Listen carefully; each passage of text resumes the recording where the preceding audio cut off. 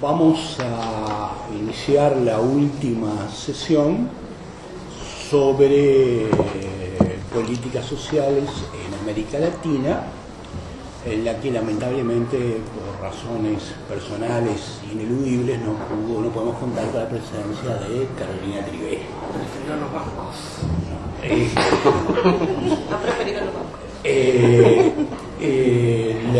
Vamos a contar con la exposición de Fernando Filgueira. Él es licenciado por la en Sociología por la Universidad de la República, Uruguay, y doctorado por Northwestern University. Los comentaristas van a ser Johanna Giancari, investigadora del IEP, economista por la Universidad Católica y con estudios de posgrado en gestión en la Universidad San Ignacio de Loyola, y con Javier Escobar, investigador de grade y doctor. Me olvidé de señalar que Fernando ha sido coordinador de estadística en el Instituto de Planificación y Estadística de la República de Uruguay. Ha sido director de evaluación de la Oficina de Planeamiento y Presupuesto también de la Presidencia de la República, y ha sido coordinador en CEPAL del programa Panorama Social. Y finalmente tenemos a nuestro amigo Javier Escobar, investigador de grade y doctorado en desarrollo económico en una universidad que él me dijo que es impronunciable, pero que es holandesa, que se llama algo así como Wageningen. Bueno, falta el cultural ahí. Entonces, sin más, se ha previsto una intervención de 40 minutos aproximadamente de Fernando y comentarios de 15 a 20 minutos de nuestra amiga Johanna y de nuestro amigo Javier. Agradecer en primer lugar a IEP por la invitación y a Romeo especialmente, que estando por Uruguay allá conversamos y me dijo que podía valer la pena la participación en un seminario que fue de larga estructuración y definición. Me acuerdo de un par de fechas que luego fueron movidas, pero acá estoy, es un gusto. Yo voy a intentar hacer una presentación que consta, básicamente tiene diferentes piezas que todavía en mi cabeza se están juntando, con lo cual su nivel de maduración es limitado, pero que combina una mirada histórico-política de lo que ha venido sucediendo en la región en los últimos 30 años, con una mirada más enfocada al desafío de las políticas sociales en la actualidad. Y gira de lo político a lo social, económico y demográfico en ese tránsito. Y en el medio tiene una discusión sobre las características que tuvieron los modelos de política social en América Latina en diferentes etapas del desarrollo y para diferentes grupos de países. Por ello, primero una mirada histórica, luego una discusión del momento político actual en América Latina, las tendencias en el Estado social en este nuevo siglo, el siglo XXI, la situación social. Allí los voy a cubrir con un poco de datos, pero intentando mostrar luces y sombras del desarrollo social en la región en los últimos 15 a 20 años, y algunas claves estructurales que nos ayudan a valorar tanto las luces como a entender las sombras, y los modelos y las herramientas de lo que es mi preferencia normativa y también lo que yo creo que es un modelo técnicamente adecuado para la región, que es un modelo de política social de vocación universalista. Se discutió mucho del Estado acá, y muchas de las cosas que se dijeron me permitieron aprender no solo de las claves históricas de Perú, sino también de miradas diversas, ¿sí?, de cómo abordar la temática del Estado en tanto aparato, en tanto construcción política, en tanto aparato cargado de significados, Y yo voy a dar una definición muy rampante del Estado, tal vez un tanto tonta para lo que he venido escuchando. El Estado hace, además de la defensa nacional, supuestamente, y además de construirse a sí mismo como aparato, hace tres cosas fundamentales. Nos saca plata, nos devuelve plata por la vía de transferencias y de servicios, y regula las otras dos esferas claves que determinan lo que en la literatura se define como un régimen de bienestar: la familia y el mercado. ¿Sí? El Estado, a diferencia de la familia y el mercado, no solo es un proveedor de servicios y un extractor de recursos, sino que además es un regulador vinculante de las otras dos esferas, mediante sistema impositivo, mediante regulación de las formas de trabajo, mediante regulación de lo que los padres y las madres pueden hacer y no pueden hacer con los hijos, etc. ¿Sí? Entonces, la discusión para mí del Estado, y en particular del Estado social, es una discusión de lo que saca el Estado, lo que devuelve el Estado y cómo regula a las esferas de mercado y Estado. En particular en América Latina, la construcción del Estado social moderno, no me voy a referir al periodo oligárquico o al periodo exportador liberal, aunque para Perú me doy cuenta que es una clave fundamental, por lo tarde que empieza lo que podríamos definir como la masa oligárquica y lo largo que se extiende en el tiempo de ese periodo. Me voy a referir por lo tanto a una etapa histórica posterior, que es la etapa del modelo sustitutivo de importación, ¿sí? Que es donde se hace el primer impulso de ciudadanía social. Este es el primer impulso latinoamericano de ciudadanía social. Pero hay que inscribirlo en el marco del modelo de desarrollo en el cual se desenvuelve este Estado social. Y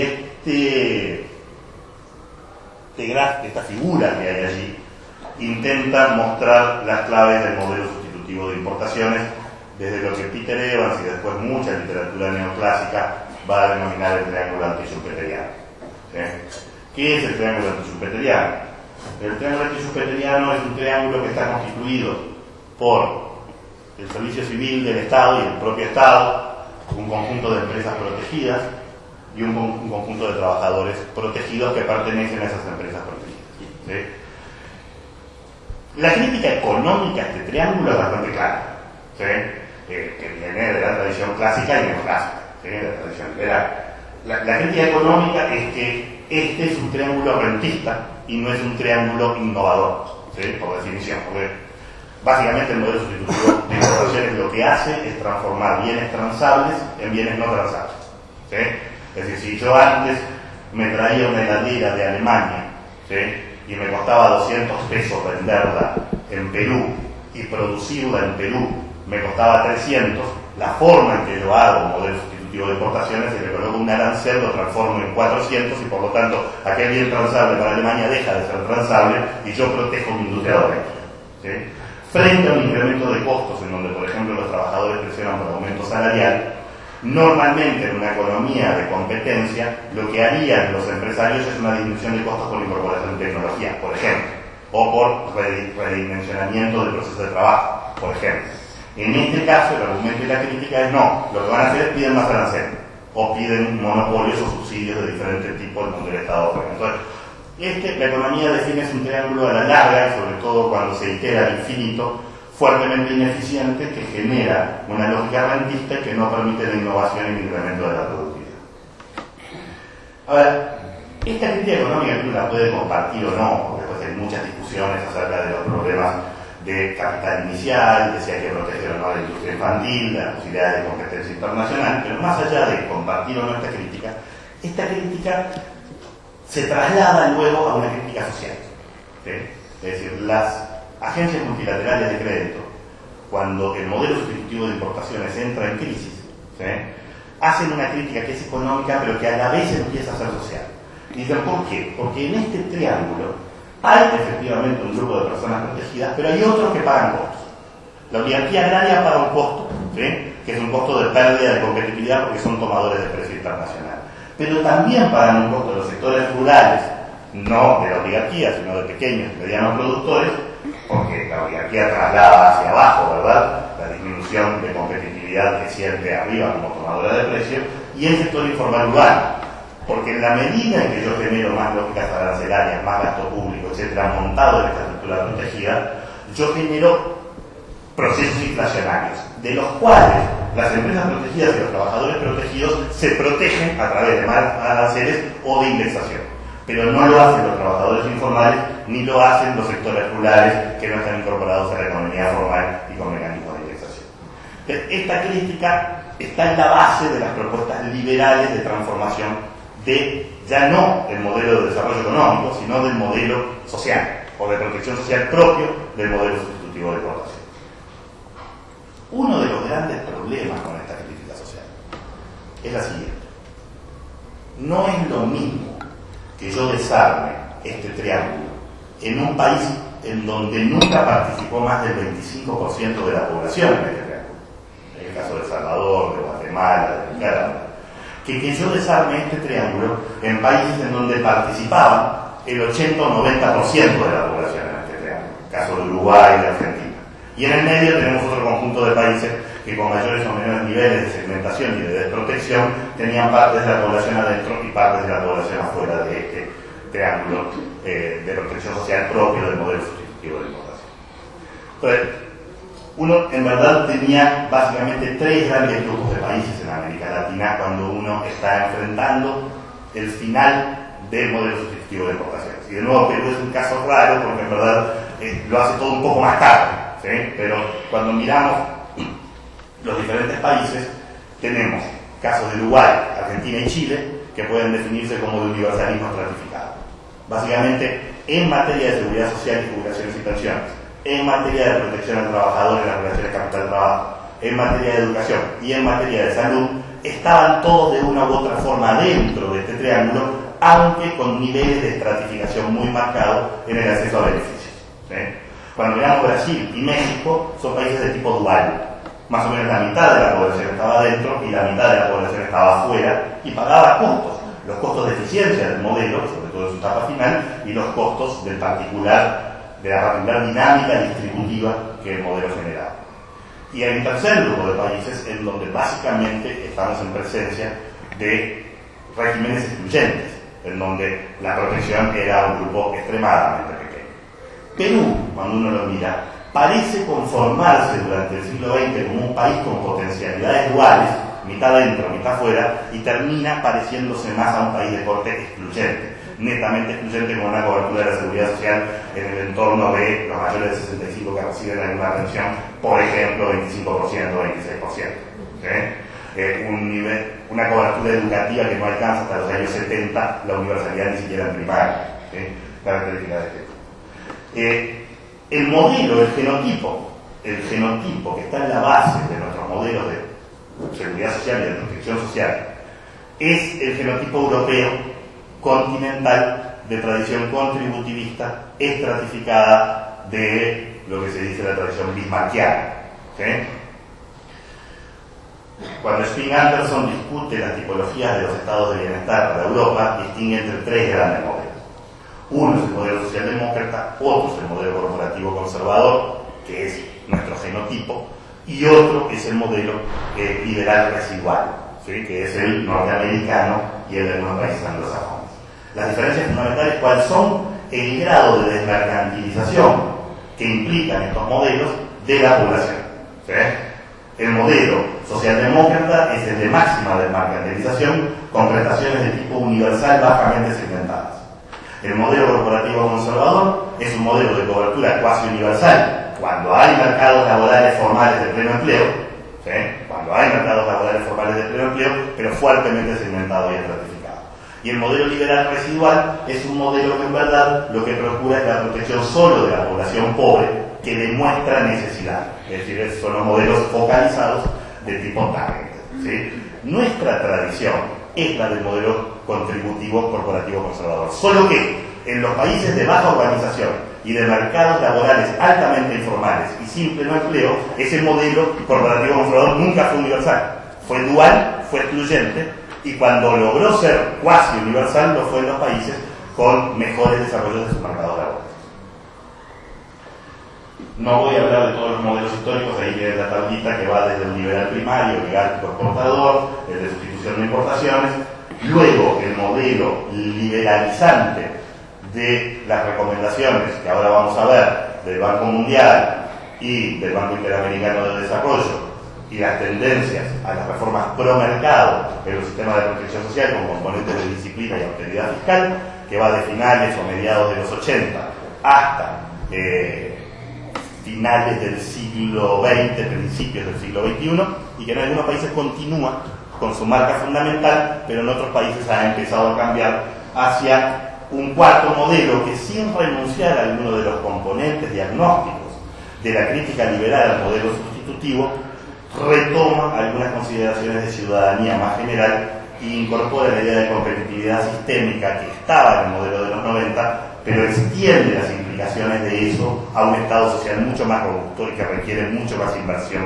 dentro de su matriz, capital humano. Las dos megatendencias que se producen con la crisis del modelo sustitutivo de importaciones es pasar de modelos centralistas de políticas sociales a modelos locales o descentralizados de políticas sociales, y pasar de modelos en donde predomina el Estado como actor referente a modelos en donde predomina el mercado. Si uno mira el conjunto de las propuestas, será pasar de modelos pretendidamente universales, pero que no lo eran, recordemos, en la mayor parte de América Latina, a modelos focalizados, de modelos que financiaban en verdad la provisión de oferta a modelos que financian la demanda, de modelos centralizados a descentralizados, de modelos públicos a privados, de modelos gratuitos a modelos con copago, de lógicas de ciudadanía pasiva a una pretensión participativa, que es más bien, como bien el copago, la participación en las acciones sociales, de lógicas de política estructural, como las políticas de educación, de seguridad social y de salud, a lógicas de proyectos, ¿sí? Y de lógicas sectoriales, de nuevo, el sector de educación, el sector de seguridad social, a políticas de tipo integral. En el fondo, si uno mira, la matriz es pasar de un modelo cuyo genotipo inacabado e incompleto era el modelo contributivo continental, ¿sí?, a un modelo de corte liberal residual. ¿Sí? Esa es la apuesta, es decir, pasar de un modelo en donde dependíamos, y por eso las presentaciones que se hicieron hoy en la mañana eran muy claras con respecto a eso, es decir, la apuesta era a la ciudadanía económica. Esa ciudadanía económica iba a dar ciudadanía social. Era el modelo de desarrollo sustitutivo de importaciones que iba a generar empleos de calidad, que iban a tener adosado un conjunto de protecciones sociales propias de los modelos contributivos estratificados. ¿Sí?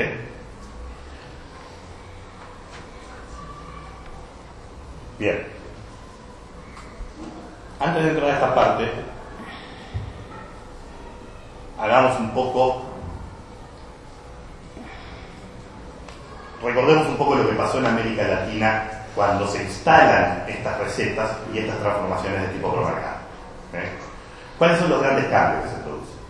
El primero es la privatización y modelos de capitalización de la seguridad social. Ese es el cambio más importante, sin duda, que se produce en América Latina por monto de dinero, por lo que implicó en términos de costos fiscales para los estados y porque modifica un modelo que parte de la lógica de reparto intergeneracional a un modelo de capitalización individual.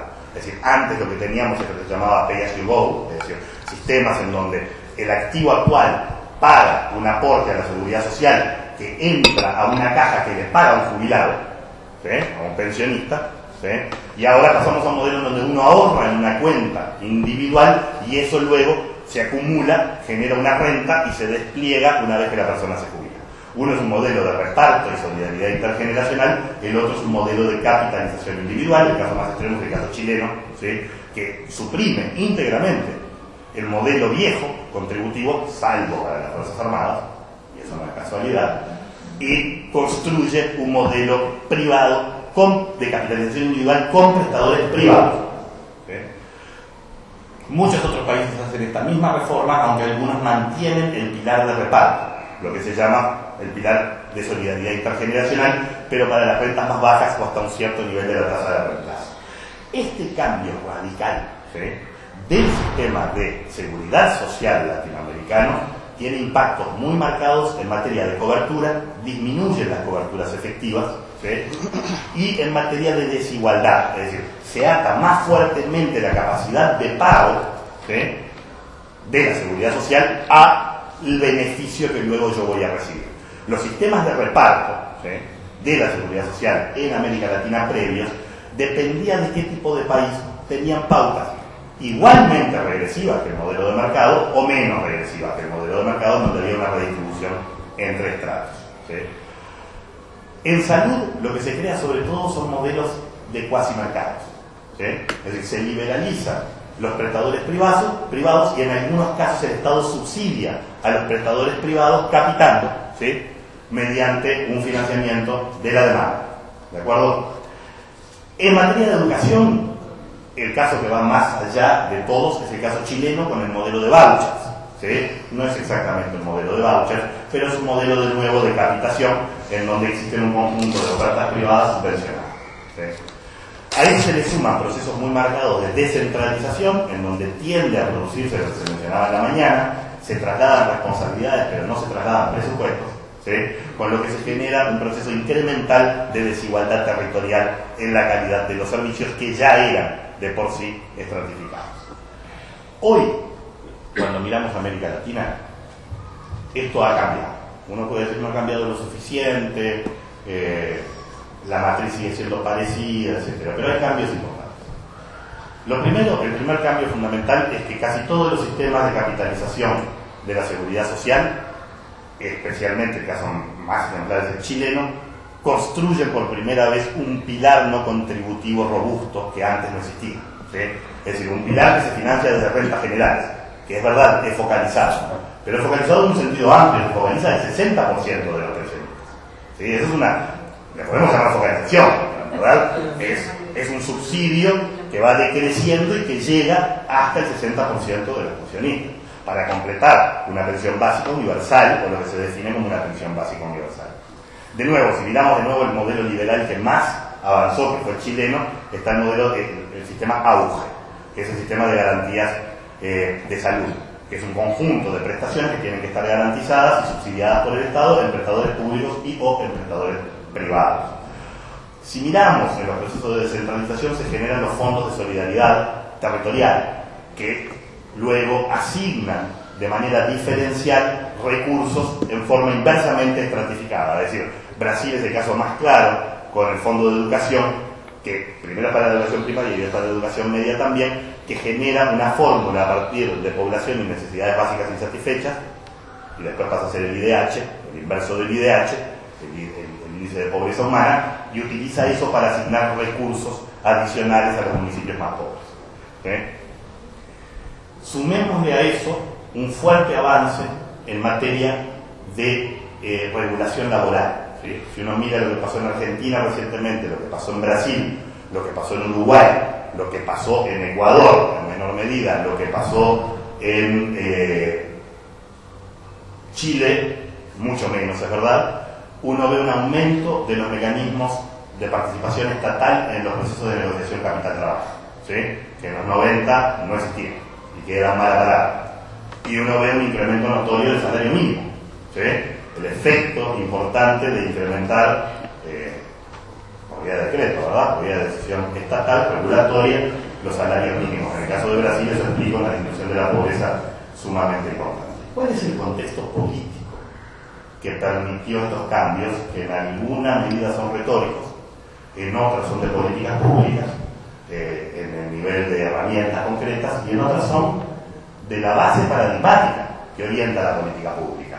Conceptos de ciudadanía, lógica de fiscalidad expansiva, incremento de los sistemas impositivos de corte progresivo, etc.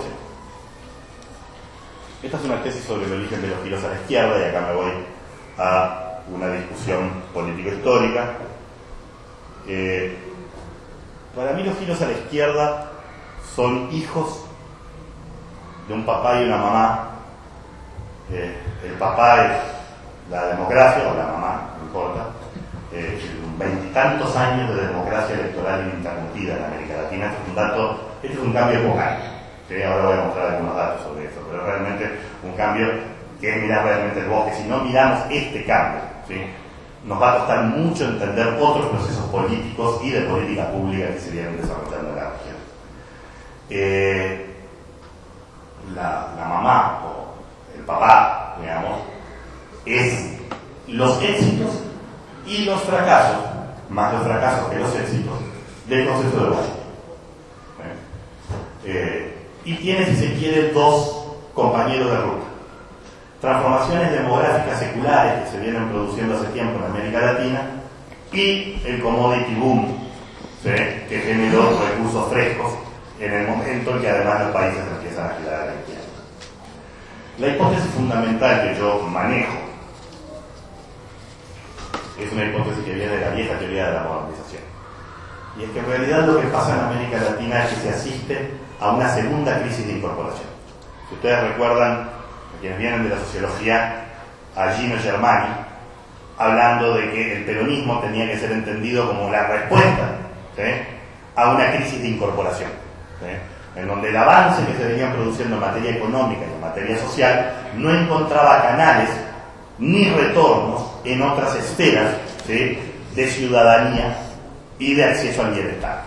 Y que esa crisis de incorporación se soluciona con los movimientos populistas en América Latina, el baguismo en Brasil, el peronismo en Argentina, el cardenismo, ¿sí?, en México, el aprismo, que nunca llega al poder, pero que refleja en parte esa tensión en Perú, y en otros países con modalidades más leves, como en Uruguay, lo que va a ser el neogallismo, ¿sí? Estas crisis de incorporación que se dieron entre los años 20 y los años 40, en algunos casos se estiman hasta los años 50, la crisis de incorporación, o en algunos países se manifiestan recién en los años 50, estas crisis de incorporación dieron el surgimiento, por un lado, al modelo sustitutivo de importaciones, y por el otro lado, a los sistemas de protección social propios del modelo sustitutivo de importaciones. De hecho, es la crisis del modelo de incorporación, o de incorporación e inclusión, del Estado oligárquico exportador. Yo argumento que estamos ante una segunda crisis de incorporación en América Latina. Y esa segunda crisis de incorporación se explica fundamentalmente por el mismo principio teórico que se explicaba la primera crisis de incorporación, desde la perspectiva de la teoría de la modernización, que es: se amplía notoriamente el acceso a esferas que legitiman aspiraciones, ¿sí?, democracia electoral, credenciales educativas, proceso de urbanización, aumento de exposición a las tecnologías de la comunicación con todo lo que ello trae implícito en formatos de consumo. Es decir, que hay un notorio aumento de la incorporación de los individuos a las esferas que legitiman aspiraciones, pero no hay un correlativo incremento de incorporación de las personas a las esferas que permiten satisfacer dichas aspiraciones, ¿sí? Esta inconsistencia, a mi juicio, es la que genera una segunda crisis de incorporación en América Latina, y está en la base de los giros a la izquierda en América Latina. ¿Cuáles son dos países que parecen escapar parcialmente a esta crisis de incorporación hasta un cierto momento? Uno es Chile. ¿Por qué? Porque parece que por la vía de modelos de mercado fuertemente liberales permiten una fuerte incorporación estratificada al consumo. Y el otro, en la actualidad, parece ser Perú, ¿sí?, en donde, sin modificar, a pesar de que el triunfo es un giro a la izquierda retórico, pero luego no parece plasmarse en términos de políticas públicas, y más bien mantiene un modelo en donde el éxito está basado en una incorporación paulatina a bienes privados y bienes posicionales por la vía del crecimiento económico, ¿sí? Voy a mostrarles algunos datos. La entrada al mundo, ahí tenemos ciclo vital, urbanización y mercados laborales.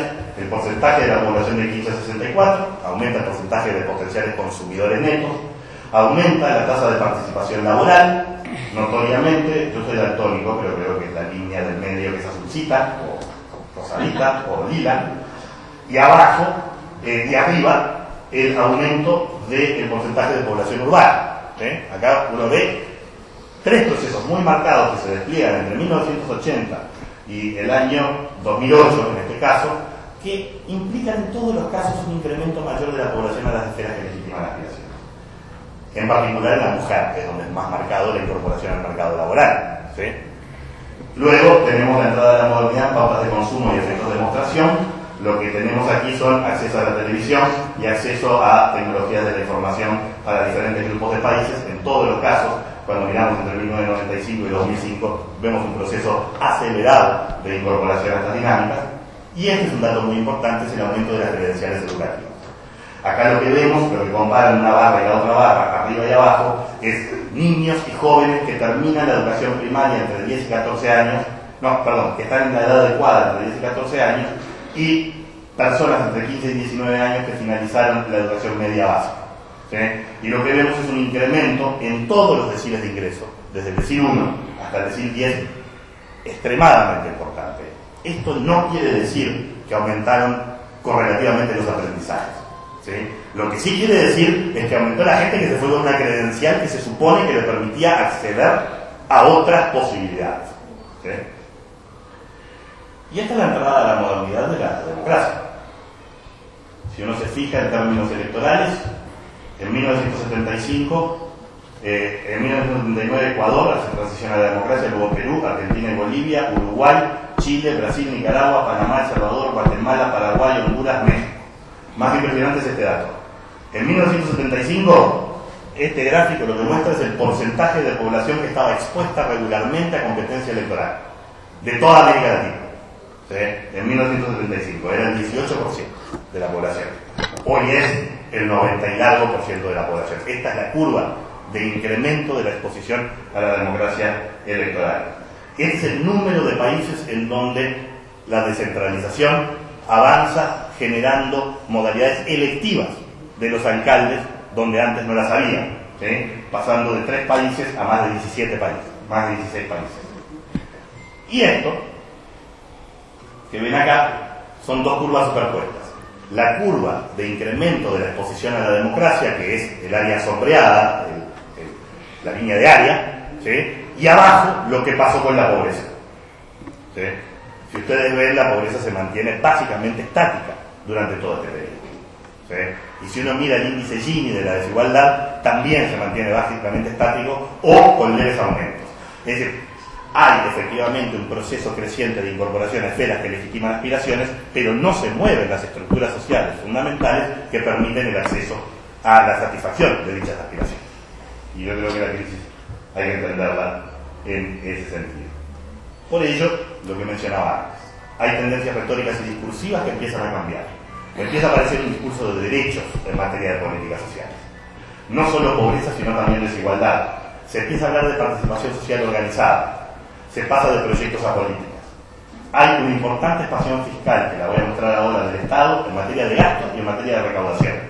Hay una legitimación por primera vez, que antes las formas liberales residuales extremas no querían, que legitiman las transferencias directas de ingresos a los sectores más pobres financiadas desde rentas generales, focalizadas, eso sí, no son modelos de corte universal, son modelos de corte focalizado. Sin embargo, algunos países tienen hoy modelos de corte focalizado que llegan al 30-40% de la población. El reconocimiento de la necesidad de construir pilares estatales no contributivos o subsidiar las contribuciones en los sistemas de aseguramiento, la recuperación del rol distributivo desde el centro que regula y ataca la desigualdad generada por procesos de descentralización y delegación de responsabilidades en espacios marcados. ¿Cuánto me queda? 10 minutos. 5 creo. ¿5? Sí, pero sí. Y la aparición en la agenda pública de una nueva área de acción y redistribución referida al cuidado y a la articulación y redistribución del trabajo remunerado y no remunerado.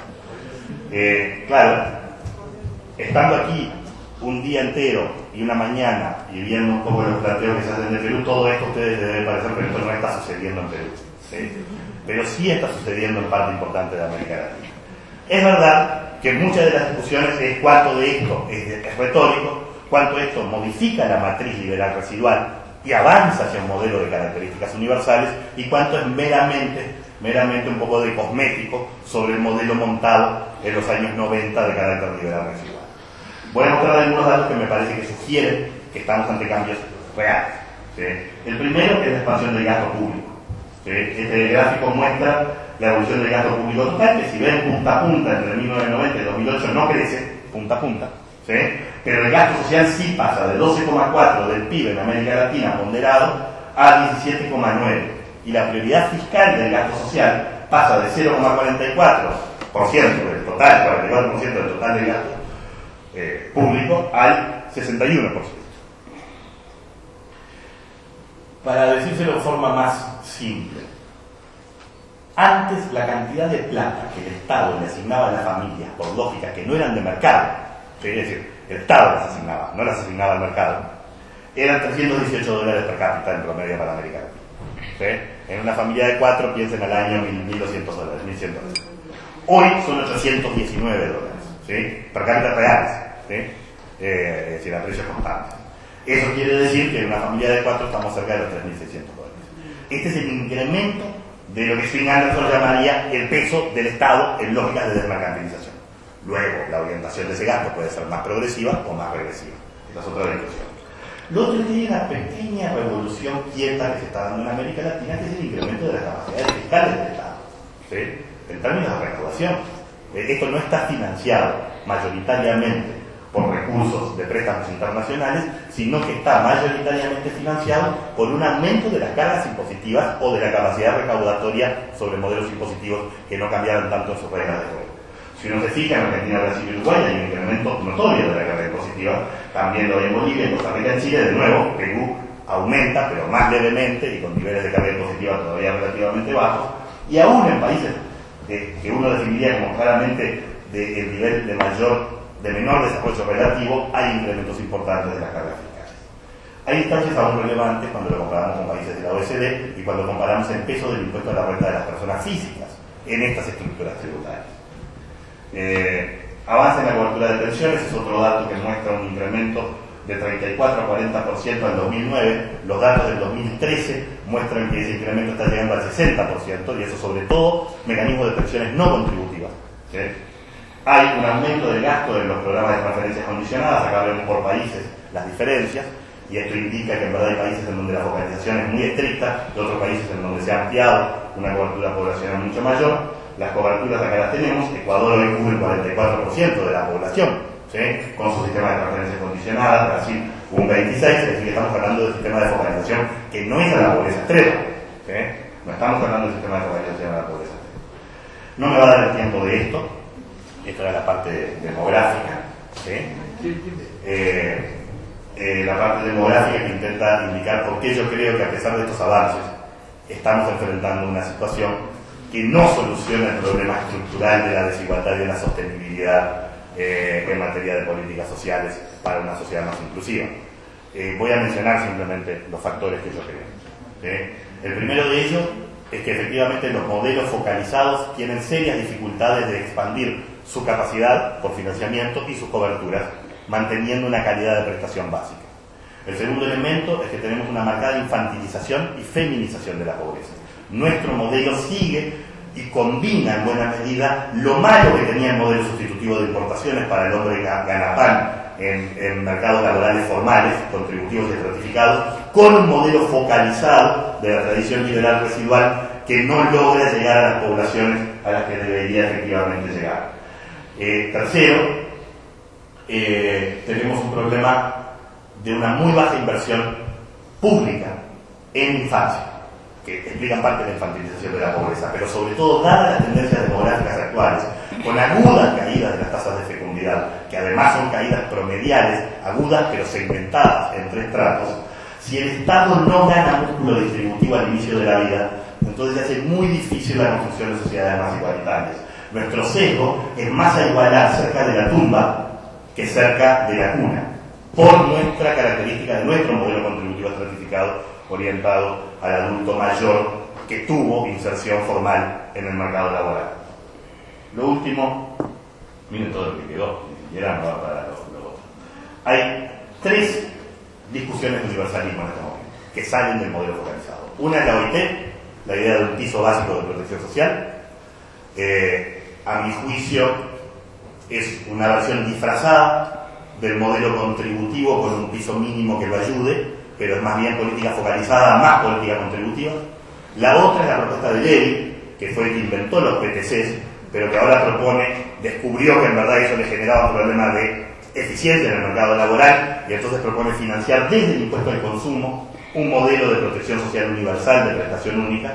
Y la tercera propuesta, de quien habla y otros, es la idea del universalismo básico, con una fuerte inversión en servicios básicos de alta calidad para población considerada como ciudadana, y la generación de modelos de transferencias universales básicos, allí sí, pero en donde los criterios de elegibilidad no sean ni la contribución en el mercado laboral formal, ni el criterio de necesidad. ¿Sí? Esto obviamente requiere de mayores capacidades fiscales de los Estados. Para cerrar, yo creo que América Latina se encuentra hoy en un cruce de caminos.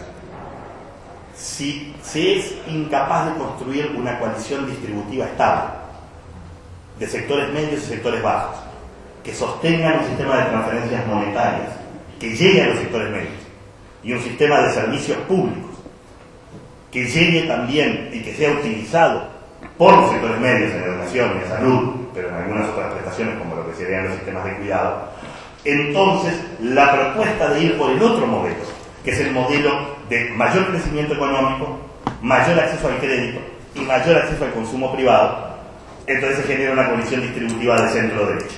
¿Sí? Fue Piñera en Chile contra Bachelet hoy en Chile. Este es el planteo que está en discusión. Si el Estado logra construir bienes públicos y bienes preferentes de calidad, ¿sí?, entonces construye una coalición distributiva estable de centro-izquierda. Si no lo logra y priman el acceso a los bienes privados y a los bienes posicionales, entonces lo que se construye es una coalición distributiva tal vez estable de centro-derecha. Lo que sí parece claro es que América Latina finalizó el título de lo que yo decía y que ni siquiera lo expliqué, que es el fin de la modernización conservadora, que es la misma explicación de la teoría de modernización, pero desde la teoría neomarxista, que es Barrington Moore, que dice: hay países en donde las élites quieren modernizarse, pero no quieren perder los beneficios estamentales y que la alta desigualdad les proporciona. Por lo tanto, modernizan, pero quieren conservar estructuras de enclosure, de estamento, de altísima desigualdad. Esos modelos generan crisis de incorporación. Lo hizo Alemania, lo hizo España, lo hizo Italia, sus resultados fueron los fascismos. ¿Sí? En América Latina fueron los populismos, ¿sí?, con sus modelos autárquicos. Ese modelo de modernización conservadora tiene su último suspiro, a mi juicio, con el intento del consenso de Valle, que es una mezcla de modernización, democracia, liberalismo, mercados, pero a la vez de no atacar algunas estructuras estamentales de altísima desigualdad en las naciones latinoamericanas. El fin de ese proceso de modernización conservadora es lo que permite el giro a la izquierda. El no avanzar sobre ese giro y estructurar un conjunto de políticas públicas que construyan coaliciones distributivas estables con representación política puede dar lugar a un nuevo esfuerzo de modernización conservadora que volvería a venir desde la centro-derecha con modelos de alta desigualdad y de crecimiento económico y acceso al crédito. Gracias. Buenas tardes. Mientras que escuchaba a Fernando y a la velocidad que va Fernando, yo pensaba, ¿yo qué hago aquí? Así, despacito. O sea, creo que lo que Fernando nos ha presentado es complejo, es bastante rico, diverso. No hemos tenido la suerte de tener una ponencia escrita previa como para digerir o procesar lo que Fernando nos ha contado acá. Entonces yo voy a, de una manera probablemente bastante desordenada, soltar algunos comentarios que me parecen interesantes. Empiezo por lo último de lo que recuerdo de Barrington Moore. Yo soy economista, o sea que tengo derecho a no haber leído completamente a Barrington Moore, pero sí lo leí parcialmente y aprovechando un curso que tuve en el New School de Social Research en Nueva York pude leer un poquito de Barrington Moore. Digamos, a mí lo que o sea, siendo muy valioso, creo, estos temas de historia comparada, un poco lo que Moore nos da como teoría. No sé si las categorías mismas de modernización que planteaba Moore, 4 eran, ¿no? Se vayan a aplicar realmente a América Latina y se apliquen en particular al Perú. Digamos, ¿qué tanto estamos frente a una clase dominante preindustrial que es la que está llevando a cabo esta modernización conservadora, ¿no? Que tanto en el Perú existió inclusive esta clase dominante preindustrial que va, y es algo que yo creo que serán más los cientistas políticos los que puedan discutirlo, pero a mí me parece que tal vez la etiqueta pueda ser pertinente para algunos países de América Latina, pero no necesariamente para la heterogeneidad de la región. Y ahí tiene que ver parte de ese discurso que Fernando nos levanta, que cuando uno ve las estadísticas, los promedios, algo que nos dicen, o sea, a veces nos engañan, ¿no? ¿Qué tanto el promedio de América Latina en verdad lo que está recogiendo es lo que domina de Brasil, México, Argentina, y qué tanto Paraguay, Uruguay, Chile, Perú quedan descolgados del discurso? Entonces yo creo que al discurso le falta, para mi gusto, ciertos matices de reconocer esa heterogeneidad. Habiendo dicho eso, sí creo que hay algunos elementos centrales que me parecen sumamente interesantes. Esta hipótesis, que me parece bien sugerente, de cómo se han ido ampliando las esferas donde se legitiman las aspiraciones, y esta diferencia entre crecientes aspiraciones y brechas que se van creando. Cuando uno ve el gráfico donde se ve el incremento de la democracia representativa y este valor medio estático de la pobreza, a mí se resultan dos elementos que pueden ser medio contradictorios. El primero, que yo no creo en la estadística de esa del 70 que refleje la pobreza. Yo he venido en los últimos 5 años tratando de construir las tasas de pobreza de 1980, 1990 y el 2000 para el Perú de manera consistente, y la verdad es que es muy complejo y difícil, y en general los trabajos de la CEPAL, en mi opinión, no generan cifras suficientemente consistentes como para hablar de largas tendencias.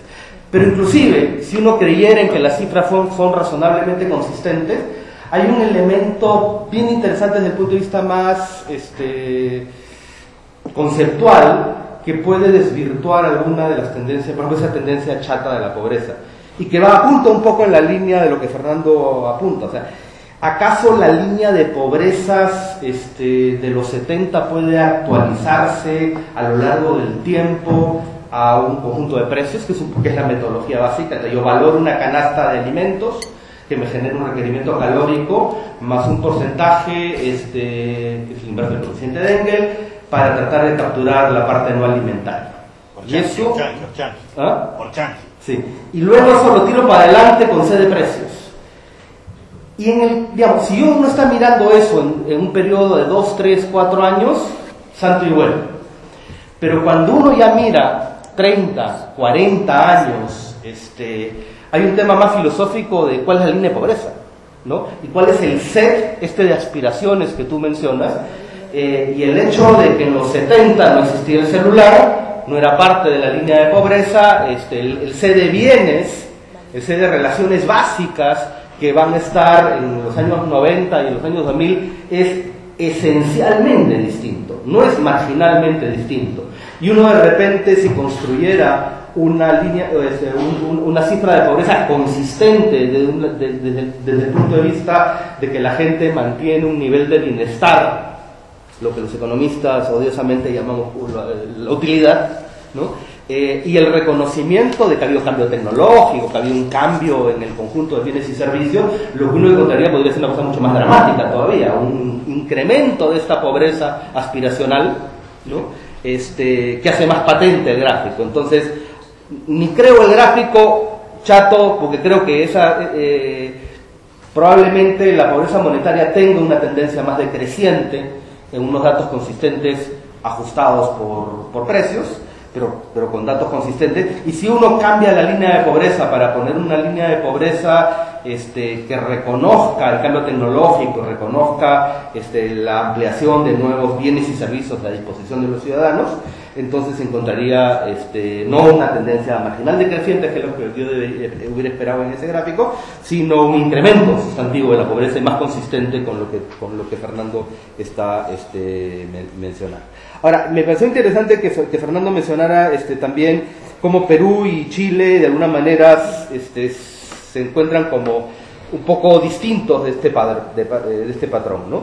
Y creo que ahí hay un reto muy importante asociado a que esta reducción de la pobreza y crecimiento que estamos observando en el Perú es consistente con un patrón, con una dinámica de desigualdades bien interesantes. Yo diría con una pequeña reducción de los índices de desigualdad de ingresos que esconden profundas desigualdades estamentarias. Muchas de ellas asociadas con desigualdades espaciales, con desigualdades por clases sociales, por etnicidad, pero conviven con un Gini reduciéndose, poquito pero reduciéndose. Entonces a veces ha habido mucha gente que cuando ve que el Gini se reduce y eso le fastidia, prefiere decir que los datos están mal, que hay problemas de estimación, porque no, pues la desigualdad tiene que estar aumentando.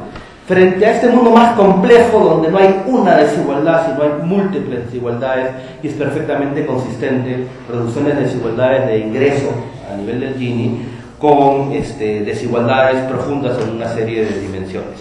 E inclusive en el tema de pobreza infantil, que es un tema de lo que he estado trabajando recientemente, conviven aumento en las desigualdades en el mundo de la anemia, pero reducción de la desigualdad en el mundo de la desnutrición crónica infantil. Entonces se va construyendo una historia más compleja, pero una historia que creo que sí refleja en múltiples dimensiones incrementos muy importantes de desigualdades en este marco de legitimización de aspiraciones, que de alguna manera es una bomba de tiempo que el modelo actual no ha tratado y que creo que es un tema absolutamente central. Salto aquí digamos, a mí ya en el mundo muy aterrizado, a mí me cuesta trabajo marcar la cancha entre las políticas de carácter universal y las políticas sociales focalizadas como dos mundos totalmente separados. Para mí, desde un marco de igualdad de oportunidades, digamos, es factible y deseable combinar políticas de carácter universal y políticas sociales focalizadas. Obviamente el peso relativo de estos componentes no es ajeno a la ideología que domina el Estado, eso no creo que sea una novedad, pero no me parece tan claro la utilidad de contraponer los dos conceptos. Y creo que hay espacio político y práctico para manejar de manera combinada estos dos elementos, donde uno, al momento de igualar oportunidades, algo que, como Cuenca mencionaba, todos en principio estamos de acuerdo, este proceso de igualación de oportunidades exige de que hay oportunidades básicas iguales para todos, pero al mismo tiempo hay un reconocimiento de desigualdades profundas de estratos sociales particulares. Género, etnia, ruralidad, hay una serie de dimensiones en las cuales el Estado legítimamente puede tener una discriminación positiva hacia esos segmentos, al mismo tiempo que tiene aspiracionalmente cierta elemento básico de carácter universal. Me parece ahí importante señalar un poquito en el tema que no ha estado en la discusión política de las últimas semanas, cuando han estado criticando a la Universidad del Pacífico por plantear el debate de un modelo de pensiones no contributivo. Creo que ahí o sea, es perfectamente factible un esquema donde convivan ciertos elementos digamos, de pensión no contributiva universal y eventualmente sistemas de capitalización universal. Este es un caso bien concreto en el cual no es esencialmente contradictorio que ambos puedan convivir. Ese piso mínimo tiene que ver con cuál es el margen fiscal y la coalición política que va a dar ese margen fiscal, ¿no? Yo creo que si es que uno planteara ahorita en el Perú que pensión 65 que esté para el área rural se universalizara, más allá de que a las AFP puedan no gustarles mucho el negocio, no es una cosa que fiscalmente no puedas hacer. Va a representar 2% del Producto Bruto Interno. Si es que uno empieza a decir, pero 100 soles mensuales, eso es una pensión que no es digna, mejor 300, mejor 400, si hay un tema de, al final, ¿cuánto? ¿No? Y en eso sí los economistas tenemos metido en el chip de que hay una restricción presupuestal, ¿no? Es cuál es esa reestructuración del gasto público que hace viable eso, ¿cierto? Y eso es una decisión fundamentalmente no económica, es una decisión política, ¿no? Es una decisión de coaliciones políticas que determinan una estructura de gasto público determinado, pero que es factible y que inclusive desde el modelo liberal más simplón, digamos, donde se ha perdido las ganas de modificar la estructura de precios relativos, pero se reconoce que los principales instrumentos de gestión son el gasto público y la política tributaria.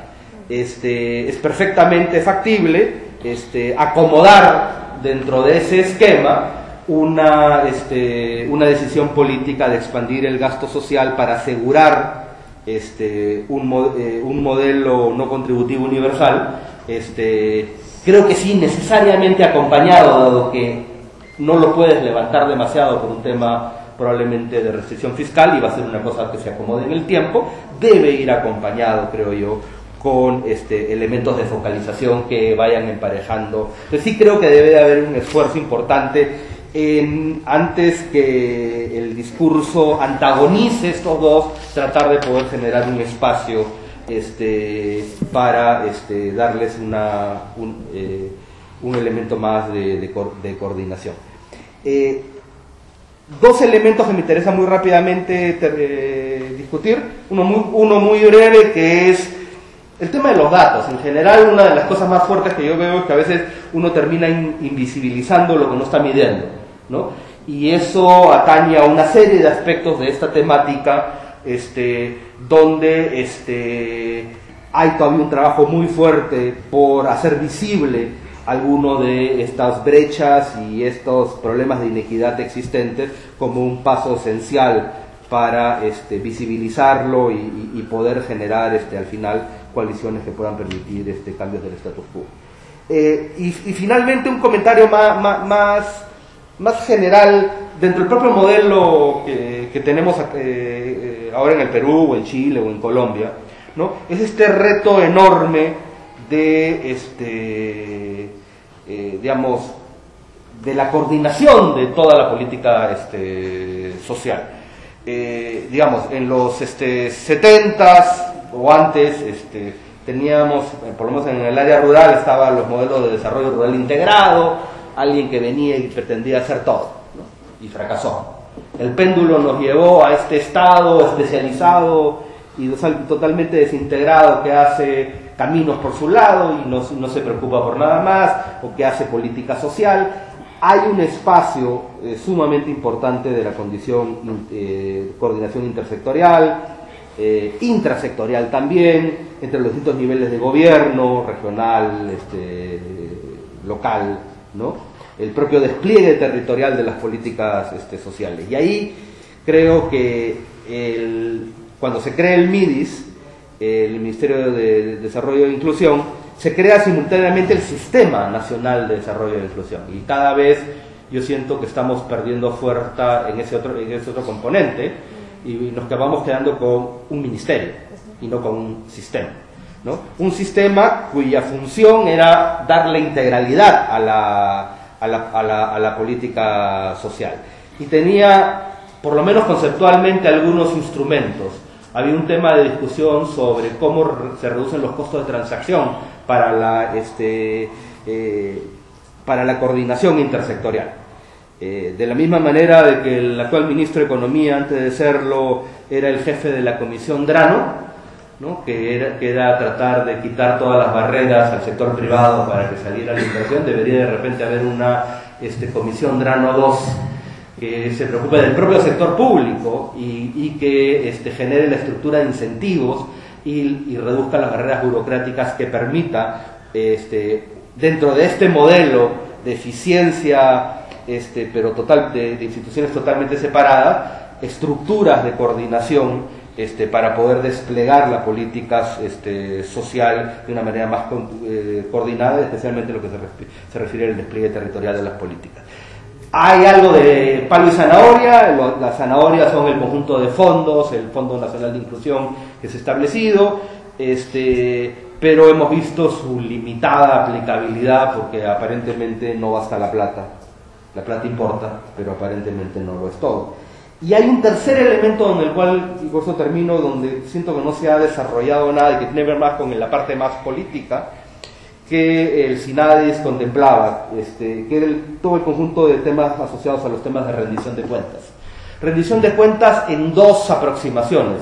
Rendición de cuentas hacia la población, en la idea de poder, vía rendición de cuentas, empoderar a los actores y que permitieran, digamos, coaliciones que pudieran hacer valer sus derechos, y también rendición de cuentas hacia las más altas esferas del gobierno, asociadas a que cuando uno define una prioridad, la burocracia no termine ninguneando esas prioridades que son decisión política, sino también hay un elemento central en el tema de rendición de cuentas hacia arriba. Y hay una anécdota que a mí me parecía bien interesante. Cuando se crea el FONIE, se crea una comisión de viceministros.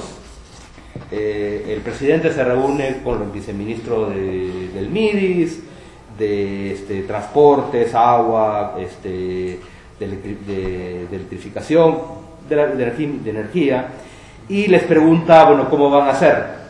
Y le cuentan un rollo. Al mes siguiente se vuelven a reunir y los viceministros le vuelven a contar el mismo rollo. Total, el presidente ya se debe haber olvidado del rollo que le contamos hace un mes. Pero parece que el presidente no se había olvidado y les digo, oye, pero ustedes ya me contaron lo mismo, ¿no es cierto? ¿Qué tal si en lugar de hacer reuniones cada mes, hacemos reuniones cada 15 días? Automáticamente la señal es, oye, esto va en serio. ¿Qué tal si empezamos a coordinar? ¿No? Entonces sí creo que junto con los temas de rendición de cuentas hacia abajo hay un elemento de rendición de cuentas hacia arriba que es importante construir para tratar de generar una mayor integralidad de la política social. Yo lo dejaría ahí. Buenas tardes. Justo hace un momento, cuando estábamos esperando entrar a esta segunda sesión del día de hoy, estábamos conversando con Julio Cotter y había toda una discusión acerca de esta escasa, digamos, posiciones contradictorias dentro de las instituciones o inclusive entre diferentes organizaciones, etcétera, etcétera, entre los economistas, principalmente como grupo, digamos, ¿no? Y creo que va a pasar acá porque mucho de lo que está mencionando Javier lo suscribo casi en su totalidad por las características tal vez de la formación o de formación de economía, ¿no? Pero voy a tratar de enfocarme también un poco más en la parte de la discusión entre la formación de ciudadanía social versus ciudadanía económica que también mencionó Fernando durante su exposición. En la exposición de Fernando justamente se mencionaron varios temas muy importantes, más allá de todo el proceso de descripción de la evolución de los procesos en América Latina, que están relacionados con la ciudadanía social y el diseño de políticas sociales, porque finalmente todo este concepto detrás del sistema previsional y hacer un sistema más universal está relacionado con esos dos conceptos básicos. Coincido con Javier efectivamente de que el concepto de ciudadanía económica que destacó Fernando durante su exposición, yo creo que no debería de ser apartado totalmente, no tanto tal vez el tono que le está dando Fernando en la exposición relacionada a la causalidad entre formación de ciudadanía económica hacia la ciudadanía social no es tan causal, digamos, el proceso, me parece a mí, sino que es más como coexistir, como que coexisten los dos tipos de ciudadanías en el... Era peor. Es como que coexisten los dos tipos de conceptos de ciudadanía, ¿no? Estamos hablando de una ciudadanía económica que, si bien Fernando no definió durante su exposición, está basada en la formación, en que los ciudadanos pueden acceder a todos los mercados de manera perfecta, digamos, de alguna manera, ¿no? Laboral, el mercado laboral, de productos, inclusive el mercado financiero, ¿no? Mientras que la ciudadanía social está enfocada más al aspecto del sistema previsional, que también Fernando menciona en sus publicaciones, que tiene que ver con este sistema previsional tradicional relacionado a salud, acceso a salud, servicios, educación, etcétera, etcétera, ¿no? Efectivamente, yo pienso que ambos conceptos no deberían de ser contradictorios, porque uno complementa al otro, más que uno es un proceso para conciliar el otro. Dentro del concepto de ciudadanía social sí existe todo este concepto que menciona Fernando relacionado a la importancia o la presencia del Estado para el desarrollo y la provisión de estos servicios básicos y formar a estos ciudadanos sociales, entre comillas, para poder hacer eso. Pero también en el concepto de ciudadanía económica está detrás el desarrollo personal y va por el lado que decía Javier, que tiene que ver más con la multidimensionalidad de la persona, digamos, como ente social y como ente productivo, y sus diferentes limitaciones de acceso a los diferentes mercados, sea por las capacidades que generó, o sea por las condiciones iniciales a las que se enfrentó, digamos, en sus primeros años de vida, ¿no? Entonces, ninguno de los dos conceptos debería, creo, ser excluyente por esa razón, porque el Estado te puede dar condiciones básicas que son relacionadas con la ciudadanía social, pero el concepto de ciudadanía económica va más por el lado de cómo también tú potencias esa ciudadanía social, cómo lo capitalizas, y al mismo tiempo para la población, que ya no tuvo el piso básico, que es mucha, y si consideramos iniciar un proceso recién de universalización, de previsional y bla, bla, bla. Entonces, esta otra población, ¿qué hacemos con ella? ¿No? Y allí viene todo el tema de formación de capacidades, de formación de mejorar el acceso a mercados de alguna manera, que tiene que ver con búsqueda de empleo completo, dar acceso a algunos servicios básicos, inclusive financieros, etcétera, etcétera. Bueno, dicho eso, también el proceso, digamos, ya hacia, digamos, la universalización del sistema de provisión de servicios desde el Estado se complejiza en realidades como las de América Latina. También creo, igual que Javier, los promedios son engañosos, ¿no? E inclusive, solo poniendo el ejemplo de la realidad peruana, el diseño técnico de todo lo que es la política social, la política económica, muchas veces enfrenta realidades bastante complejas, ¿no? Por ejemplo, altos niveles de pobreza, ¿no?, que persisten justamente en los países de América Latina a pesar de las tendencias decrecientes que han habido en los últimos años. Altos niveles de desigualdad, que no han disminuido a pesar de las altas tasas de crecimiento, y que Fernando también mencionó en su exposición sobre digamos, inconcluso proceso de transmisión desde el crecimiento hacia la disminución de la desigualdad. Y también hay otra realidad significativa que es importante en América Latina, que es la escasa o nula presencia del Estado, sobre todo en poblaciones rurales o en poblaciones más alejadas de las capitales de las naciones, ¿no?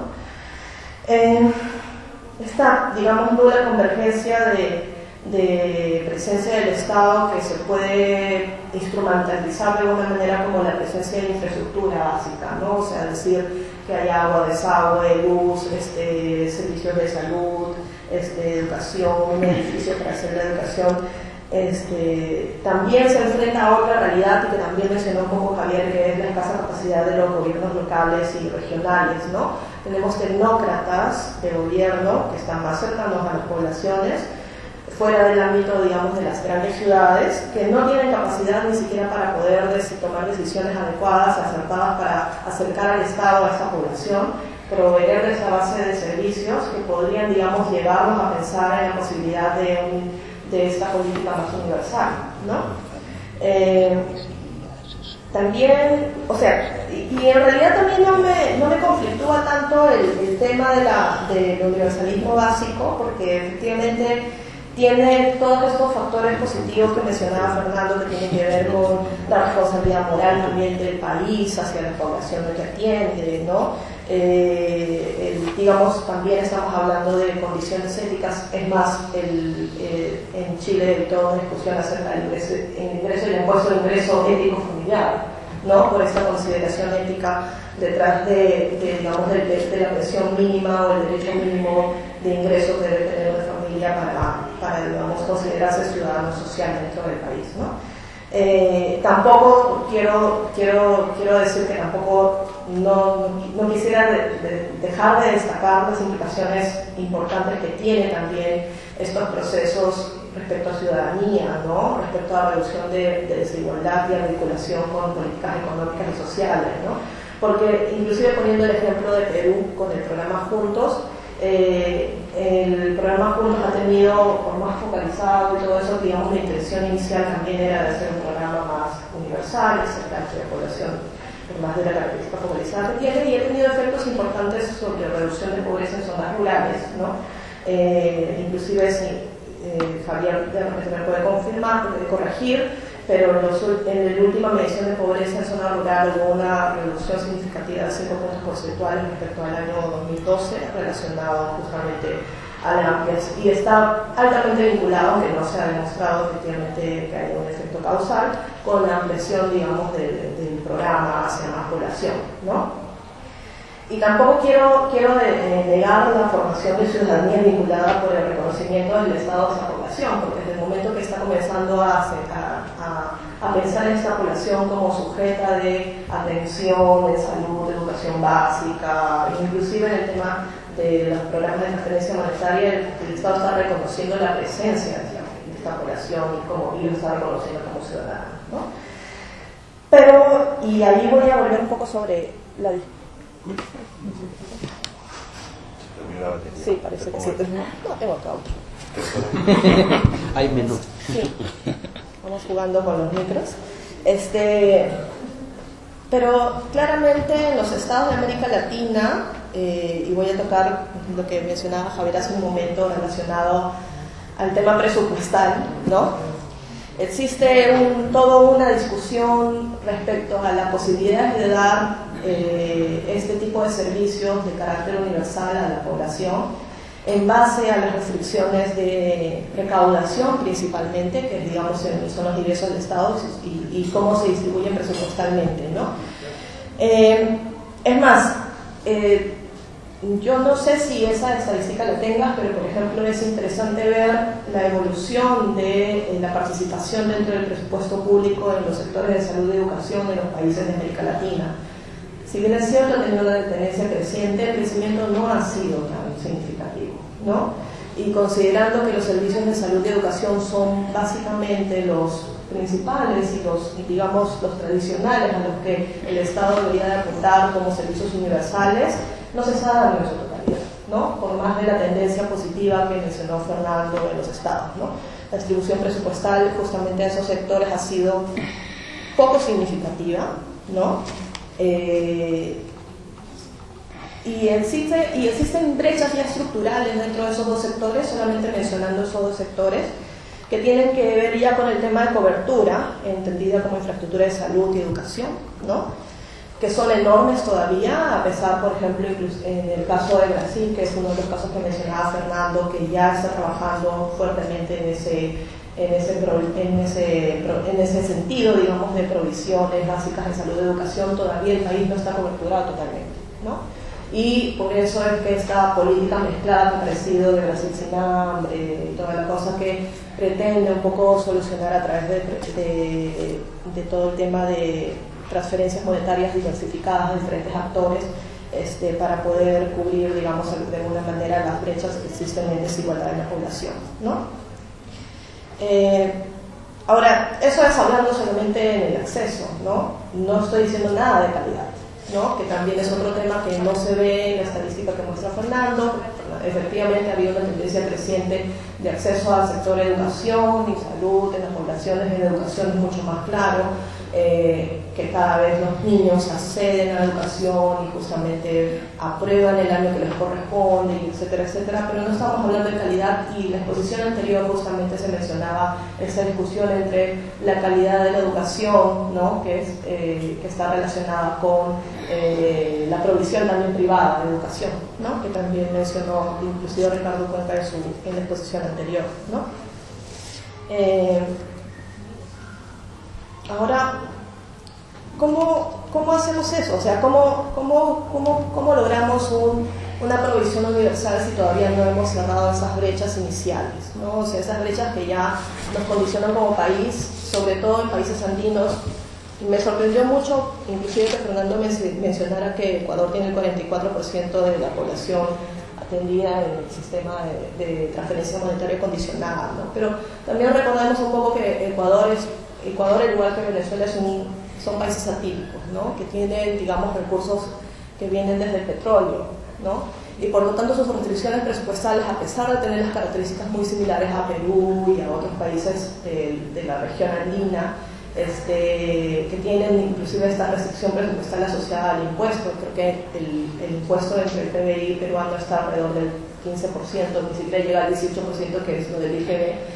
Entonces, estamos hablando de sistemas informales que no recaudan totalmente. ¿Cómo hacemos eso en sociedades donde efectivamente no tenemos el acceso, digamos, a recursos suficientes para poder cerrar primero estas brechas, ¿no? Y luego asegurar que esta población pueda acceder a estos servicios, ¿no?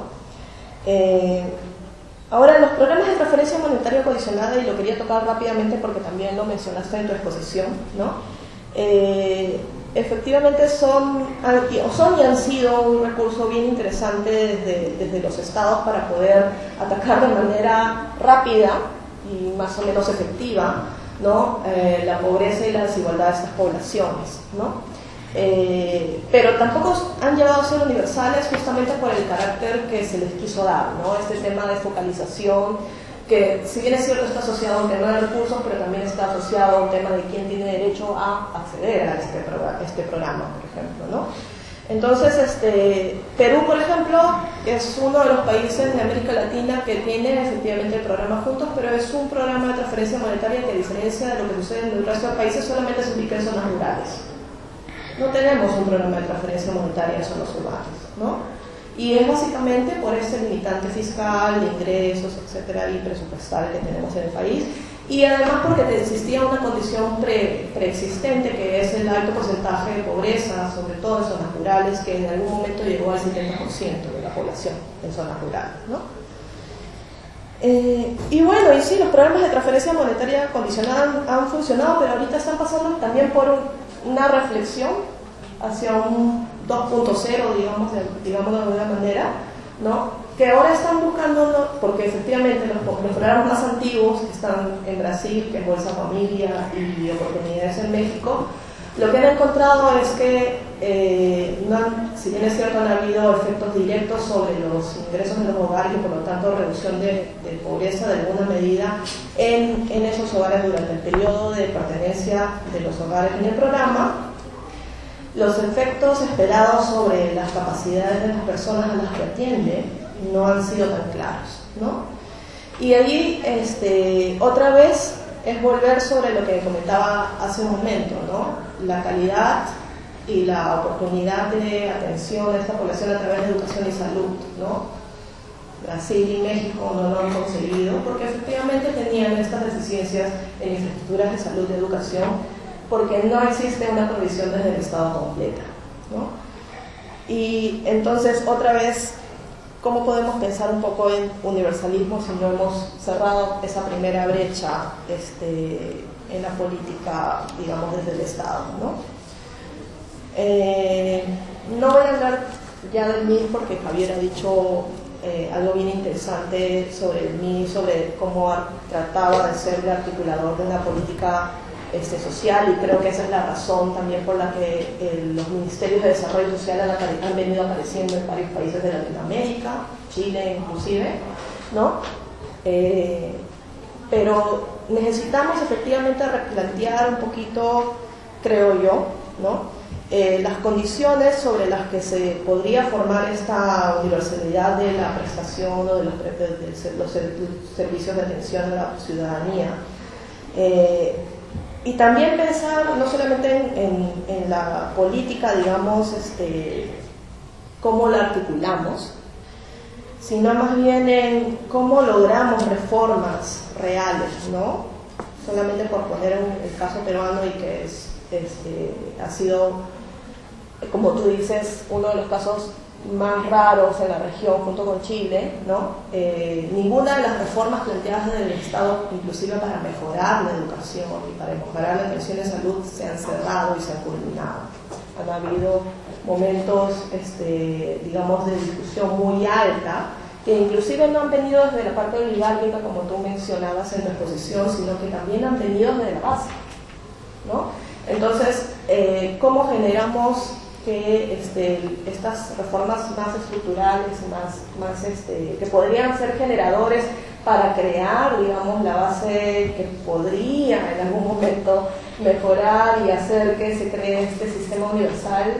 ¿Cómo hacemos primero que funcione esto antes de pensar, digamos, en este sistema más universal que planteas, ¿no? Tal vez por eso es que OIT pues tiene esta cosa que es más mixta, ¿no?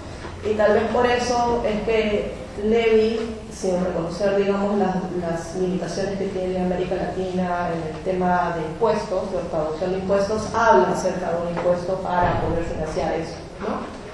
Entonces allí yo creo que ese sería como el punto más saltante que me gustaría que de alguna manera eso es una cosa meramente técnica en realidad, porque estoy pensando más en numeritos y cómo se hace y cómo se mueve y toda la cosa, pero sería bien interesante si es que dentro de tu experiencia también hayas podido ver cómo ha funcionado en otros países.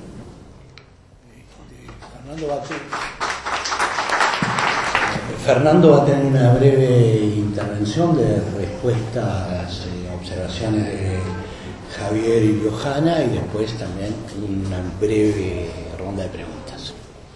Muchas gracias por los comentarios. Voy a intentar hacer una breve respuesta a algunos de los comentarios antes de que se me pasen todos y para poder ir a las preguntas después. Con respecto a lo de Barrington Moore, digamos, un primer comentario. Barrington Moore nunca habla de una clase preindustrial, digamos. En verdad son tres rutas las que ve. Agrega una cuarta que después no le da importancia, pero son tres rutas. La ruta liberal, la ruta de modernización conservadora y la ruta comunista o socialista. El argumento de Moore, que a mí me parece importante, y por eso yo creo que se traslada a buena parte de los países de América Latina, posiblemente no a Centroamérica, y a algún país, como fue el caso de Bolivia en su momento también no. El argumento de Moore es el siguiente: cuando da inicio a la comercialización de la agricultura, la forma en que las élites intentan controlar la mano de obra es clara. Si lo hacen mediante mecanismos de mercado, la ruta es liberal. Si lo hacen mediante mecanismos de tipo esclavista, hacienda o minería coercitiva, entonces la ruta no es liberal. ¿Sí? En estos casos no emerge ni una aristocracia que se modernice, se hace burguesa, ni una burguesía que es dominante. Y lo que queda es una élite oligárquica que hace alianza con el Estado y lo que procura es sí modernizar, pero sin perder esos privilegios estamentales. ¿Sí? Esta es una característica del conjunto de América Latina cuando uno mira buena parte de la estructura. También los únicos dos países que no lo serían Uruguay y Argentina, que por su baja intensidad de mano de obra para el commodity que requerían, tienen tempranamente modelos, entre comillas, de mercado de control de la mano de obra. Las crisis de incorporación de estos países de modernización conservadora son las que llevan a los fascismos. Los fascismos son un intento de articulación entre lógicas de mercado que deben persistir y manutención de los elementos estamentales que no se quieren perder. son lógicas, por lo tanto, de tipo autárquica. El modelo sustitutivo de importaciones es una de esas características. El franquismo también es autárquico, etc. Es decir, que son, no estoy diciendo que el fascismo es lo nuestro, estoy diciendo que son características similares que surgen de una ruta de desarrollo particular que no es la ruta liberal de Inglaterra o de los países sajones. ¿Sí? Y esto es importante entenderlo para entender nuestro modelo de protección social. Porque de la misma manera que Spink-Anderson, que Barrington Moore divide en tres rutas, Spink-Anderson divide en tres modelos. El corporativo conservador, ¿qué países son? España, Italia, Alemania y Japón. Es decir, el modelo social de protección de los países de modernización conservadora es el modelo del corporativismo conservador en política social. Esto es consistente. Cuando uno lo mira y mira un conjunto de datos, lo ve. El otro elemento es sobre lo de pobreza. Yo estoy de acuerdo, la CEPAL ha enfrentado problemas diversos y todavía está en el proceso de ajustar sus líneas de pobreza, digamos. A diferencia del Banco Mundial, que es una opción de $1 o $2 o $3, cuando le discute si es poco o mucho, le pasa a 2,5, lo hace PPP y lo manda. CEPAL intentó hacer algo que es muy loco, ¿sí? Porque en el fondo la línea de pobreza tiene una característica muy peculiar, que vos lo señalabas muy bien. Es una línea que parte de un absoluto mínimos calóricos necesarios de acuerdo a las canastas, pero multiplica por Orchansky, que esto tomando obviamente la ley de Engels, pero multiplica por un Orchansky, que es el coeficiente de la relación del consumo alimentario y no alimentario del segundo decil o del segundo decil y medio, ¿sí? Lo cual te lo hace relativo al nivel de desarrollo de los países. En Uruguay es 3 la relación entre gasto alimenticio y no alimenticio. En Honduras es 1,4. ¿Sí? CEPAL usa un Orchansky homogéneo, 2. ¿Sí? Eso te sobreestima pobreza en los países pobres y te subestima pobreza en los países ricos. ¿Sí? Además está el problema que vos planteás. La estructura del consumo y de los bienes que integran la canasta va a modificarse. CEPAL hicimos con modificación de la estructura de consumo para algunos países, es decir, modificando la canasta más allá de lo que la modifica históricamente CEPAL, y hicimos también con la mitad de la mediana de ingresos, que es pobreza típicamente relativa, que es el modelo de la OECD. En todos los casos te da o chato, o como vos decís, aumento relativo de la pobreza. Es decir, que en eso se confirma, yo creo que confirma esta idea de inconsistencia creciente entre los elementos. Los dos mencionaron el tema de universalismo y focalización. No se me confundan, nunca dije que la herramienta de focalización no es una herramienta necesaria, técnicamente lo es, por supuesto. Yo lo que digo es, el modelo liberal residual está basado en el principio de focalización. Es decir, el modelo norteamericano, hasta Obama con salud, por ejemplo, está basado en vía mercado y los que no pueden, focalizan. ¿Sí? Mi discusión es con los genotipos de los modelos. Cualquier modelo socialdemócrata, corporativo conservador o liberal residual va a tener herramientas de focalización. Lo que pasa es que en un caso la estructura del sistema está basada en el principio de focalización y de necesidad. Es decir, la ciudadanía social es garantizada por la desmercantilización de aquellos que demuestran necesidad. Mientras que en el modelo socialdemócrata la ciudadanía social es un preaseguramiento. Es un preaseguramiento de un piso básico. Y esa me parece que es la pregunta fundamental de hacia dónde orientar, ¿verdad? Que de hecho, esto es una clave complicada, acá es donde toda la gente de izquierda empieza a tirar zapallos, cosas de tipo, que votan a la izquierda. Soy de izquierda, pero una de las cosas interesantes que dice Spink-Anderson es que la socialdemocracia es prima hermana del liberalismo, no de la tradición corporativa conservadora. Es muy difícil ir de la tradición corporativa conservadora, segmentada, estratificada, vinculada al mercado laboral, a la modalidad universal. Lo que pasó en Noruega, en Suecia, en Dinamarca con la Alianza Rojo-Verde es una alianza entre los sectores urbanos trabajadores y los sectores de pequeños y medianos propietarios rurales, en donde son estos, los pequeños y medianos propietarios rurales, que dicen: no, yo no quiero un sistema de seguridad social contributivo, yo quiero un piso universal porque yo no aporto. ¿Sí? No surge del movimiento trabajador, surge de eso. Y lo que hacen es extienden los modelos focalizados de la tradición de leyes de pobres inglesa a toda la ciudadanía. ¿Sí? Lo hacen tempranamente, lo hacen en los años 30 con un PIB per cápita menor que la mitad de los países de América Latina. ¿Sí? Los otros países que lo hacen interesantemente son Inglaterra con el sistema de salud en Beveridge y Nueva Zelanda con el sistema de pensiones. ¿Saben cómo es el sistema de pensiones en Nueva Zelanda? Usted cumple 65 años y cobra plata. Tiene que tener residencia y cobra plata. Arriba de eso tiene un modelo de capitalización individual, si usted quiere, que es voluntario, ahora, ese modelo nace, el origen es 1892, ¿sí? Con una extensión de la ley de pobres. Era mínima la prestación. En 1940 y pico no superaba los $36 neozelandeses, por eso 1.200. El problema es dónde lo separa para empezar, ¿sí? Entonces, si uno separa modelos focalizados o modelos de revisión contributiva segmentada, yo creo, y si uno dice esto es todo lo que podemos hacer, yo creo que entonces no se avanza hacia modelos de ciudadanía social. Ahora, la construcción es iterativa de acuerdo a la capacidad fiscal de cada país. Yo acabo de estimar para todos los países de América Latina el costo relativo de universalización de pensiones, restando lo que ya se da en pensiones, el costo relativo de solo llegar a la población vulnerable, 1.8 líneas de pobreza de cada país, y el costo de extender las prestaciones a familias con hijos para cada uno de los países en modelos de 30, 40, 50% de la mediana de ingresos y otras estimaciones. ¿Y cuál es el costo fiscal de eso para los estados? Perú, cuando uno toma el dato de Perú y dice, esta es la carga fiscal de Perú hoy, tiene una regresión múltiple con PIB per cápita y algunos otros factores y ve el margen de error. Y ve el error y el comportamiento del error en términos de cuántos puntos del PIB podría tener respecto al promedio de la regresión. Es decir, dada la regresión promedio, cuánto abajo está Perú de lo que dado su PIB y algunas otras características de su modelo debería ser. Son 7 puntos. Son 7 puntos del PIB. En verdad, Perú, técnicamente, porque cuando ustedes dicen que es técnico, eso es técnico. Lo otro es político. Es una discusión política de lo que ustedes están planteando. Técnicamente, desde un punto de vista fiscal, Perú, sin mayores problemas, puede financiar íntegramente y le sobra plata un modelo de base universal en pensiones y en transferencias monetarias de familias con hijos. Técnicamente, políticamente es otra historia. ¿Sí? Y cómo se construyen las posiciones distributivas para avanzar en eso políticamente es otra historia. México también lo puede hacer. Los países que típicamente tienen bajas cargas tributarias respecto a su PIB, digamos.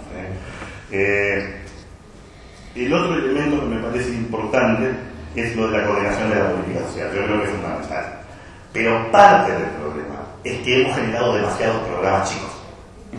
Es decir, como no tenemos un diseño de vocación universal relativamente simple y claro, generamos, digamos, yo me acuerdo de un tipo de Banco Mundial que me decía, a esta altura tengo un programa para la población vulnerable, albina y coja de la sierra.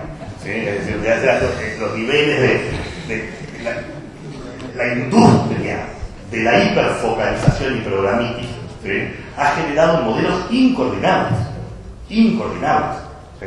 Entonces los costos de transacción los hacemos al diseñar el sistema. ¿Sí? De alguna manera vayamos a modelos más simples. Es verdad, perdemos un poco de equidad horizontal, pero ganemos en equidad vertical gruesa, ¿sí? Con sistemas fiscales robustos, y yo creo que se avanza hacia ello. En parte, si uno piensa, digamos, la discusión que los economistas daban en 1980, 1990, era que, bueno, ciertos economistas, no se le podía dar plata a los pobres porque había riesgo moral. ¿Se acuerdan? No le den plata a los pobres porque eso genera riesgo moral. ¿Sí? Todavía estamos en parte presos de esa discusión. La discusión de un modelo de asignaciones familiares universales como preaseguro frente a los riesgos del ciclo económico y frente a los riesgos geográficos, ¿sí? No debiera ser una discusión ni de merecimiento, sino una discusión de eficiencia económica y de equidad. Y en ambos casos lo que demuestran los países es que la utilización de esas herramientas produce eficiencia económica e igualdad. No se puede hacer un día para el otro, estoy totalmente de acuerdo, pero se puede avanzar. ¿Sí? Sobre el tema del universalismo básico, entonces, el comentario, yo no creo que el universalismo básico se pueda implementar de un día para el otro, tampoco. No es un modelo al cual hacer hoy, es una rule of thumb, una regla de cómo oriento yo mi gasto, ¿sí? Y de cómo apuesto a generar coaliciones distributivas. Y allí, un caso claro, es decir, Perú en verdad hasta casi un punto del PIB en subsidiar un sistema de pensiones y jubilaciones que cubre el 25% de la población. Casi un punto del PIB. En subsidiar un sistema de jubilaciones y pensiones de reparto, supuestamente, ¿sí? No la parte privada, no de capitalización, que cubre el 25% de la población. Es es decir, que es regresivo, es netamente regresiva esa transferencia, ¿sí? Y no tiene un sistema de protección en primera infancia entre 0 y 4 años de características universales. ¿Sí? Con ese punto del PIB yo te lo hago, es político de nuevo el problema, no es un problema técnico. ¿Sí? Entonces, insisto, nada de esto se hace de un día para el otro. El giro a la izquierda creo que abre una oportunidad. En Perú, efectivamente, creo que ese giro a la izquierda no se plasmó. Es decir, se plasma, sí, un candidato que retóricamente plantea algunos de estos elementos, pero luego en políticas públicas parece no plasmarse. Y en parte creo que es porque no quieren tocar un modelo que está funcionando en tasas de crecimiento, que está funcionando en disminución de la pobreza, y como mencionaban, está también funcionando en una leve disminución de la desigualdad por ingreso. ¿Sí? Entonces, en ese sentido, yo lo que creo que es ese modelo no es sostenible en el tiempo. ¿Sí? Y menos aún, con temas que no pude tratar, dada la etapa de la transición demográfica en la cual está ingresando Perú. ¿Sí? Dicho de forma muy simple, el consumo adecuado de bienes y servicios de mujer y primera infancia es un bien público intertemporal para el país como Perú, es un bien público intertemporal. El consumo adecuado a la posición que yo ocupé en el mercado laboral en mi longevidad es una función de utilidad privada. Y el piso básico lo tengo que garantizar desde modelos de tipo universal, de corte universal. Pero arriba de eso, las tasas de reemplazo yo no las puedo subsidiar, ni los criterios de indexación. Pero es una discusión de los espacios intrafiscales de la política social, de los espacios interfiscales del gasto social y gasto general, y del espacio fiscal de la capacidad recaudatoria del Estado. Ello construido sobre cuáles son las condiciones distributivas y su expresión político-electoral. Bueno, muchas gracias. Tengo una orden perentoria de que tenemos que terminar a la 1. Podemos hacer un leve desacato con poquita pregunta. Una pregunta.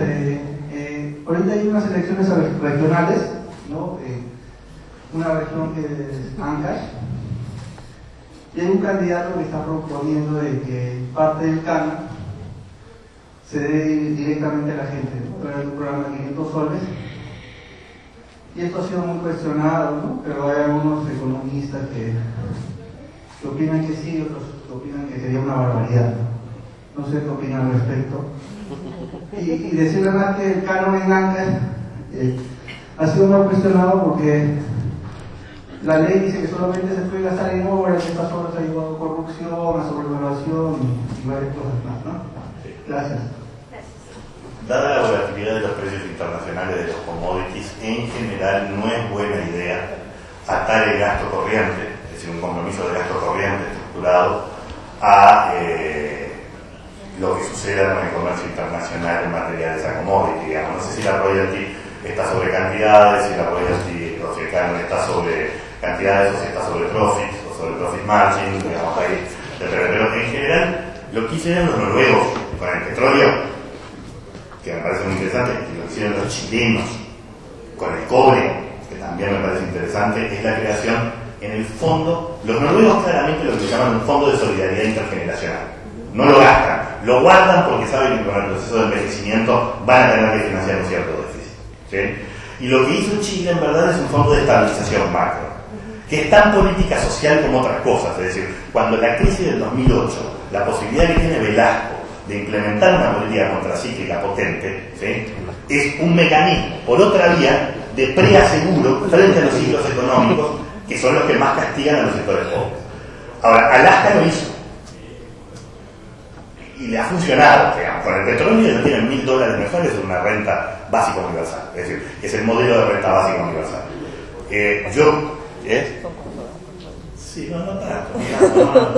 Yo lo que creo es que la apuesta es a fuentes fiscales genuinas basadas en la capacidad recaudatoria del Estado sobre el incremento de la productividad genuina de la economía. Digamos, ese sería el modelo ideal, que es lo que los noruegos creo que hicieron muy bien. Para eso hicieron algunas cosas muy particulares para evitar la enfermedad holandesa.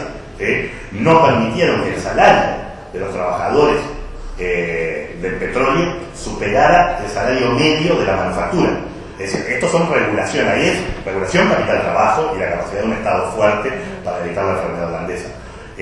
Ahora, mi impresión es que América Latina tiene que poner el barco en una cierta dirección. La dirección que tenía antes del modelo sustitutivo de importación concepciones para mí era errónea, ¿sí? Y en el fondo solo permitía la ciudadanía social en base a una forma de ciudadanía económica, de mercados formales estables de pleno empleo para el hombre. Eso cambió la familia, cambió el mercado laboral.